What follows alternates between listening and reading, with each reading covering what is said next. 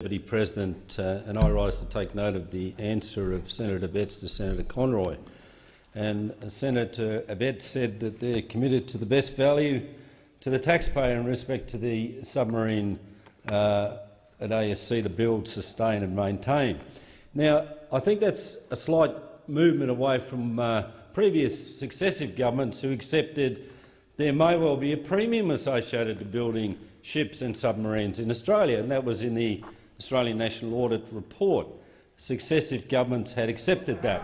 We then go to the famous election promise where it was we will build them right here in Adelaide, and we've seen this government prevaricate, shift ground, move ground until we arrive at today, where it's reported that the coalition position in respect to submarine building in Adelaide is as clear as mud. That's what's been reported, as clear as mud. Despite Senator Edwards' best efforts to get— that was recorded, Senator Abetz, in the In Daily, which is a internet publication in Adelaide.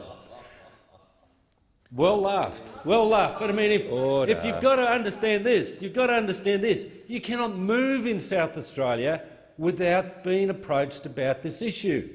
This is a really widely held, deeply felt issue. You have a look at the result in the electorate of Fisher. Unprecedented, a Labor victory there. If you look at the result in the seat of Devonport, and this is what's sending the shivers up the spines of those people in Adelaide, it was a 58-42 Liberal-held seat, handed down from father to son. It is 53-47, a mere 1,700 votes from losing one of the jewels in the Liberal crown in the state parliament. And if you look at the news poll, which is saying, and I don't take all that much notice of polls, but I'm sure those on the other side are having a casual look, 59-41. That puts a lot of Liberal seats in play. And the predominant issue in both Fisher and Devonport was jobs. The economy, jobs and submarines. Now, Senator Edwards is probably not the only one who's come late to this issue, and he is now ardently supporting a sustained build and development of defence, warships, submarines and whatever we can to offset the dastardly decision in manufacturing in respect to car manufacturing. But this issue will not go away. And just coincidentally, Mr Deputy President, I think there are 11 Liberal members of the coalition government in South Australia. And it seemed a little, well, you know, it seemed a little unusual that Senator Edwards would be able to get a commitment from the Prime Minister that there'll be a competitive tender, was able to bring forward the party vote, and we know that the party vote was 39 to the rest, so to speak, 61.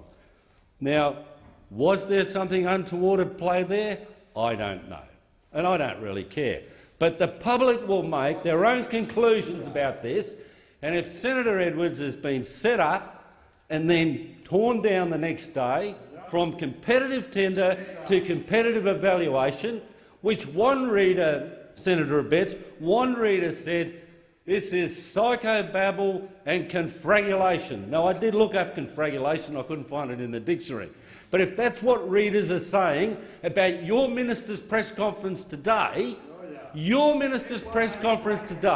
surrounded by concerned Liberal MPs, concerned, I believe, for the future of South Australia and for the future of the South Australian economy, but also concerned about their own survival in that economy, then really, you know, things need to be looked at. And I think this will play out a little bit further, a little bit down the track, all the way to the next election, and you'll be judged on how you've acted. You've made policy on the run today. You've made, you know, a confused, hopeful public more confused and less hopeful, and your minister's performance today was appalling. And if clear as mud is the best summation of his performance, don't take it from me, read the paper. But Senator Edwards has also been undressed, set up, undressed and let down really shabbily. and South Australia Order, deserves better. Senator, your time has expired.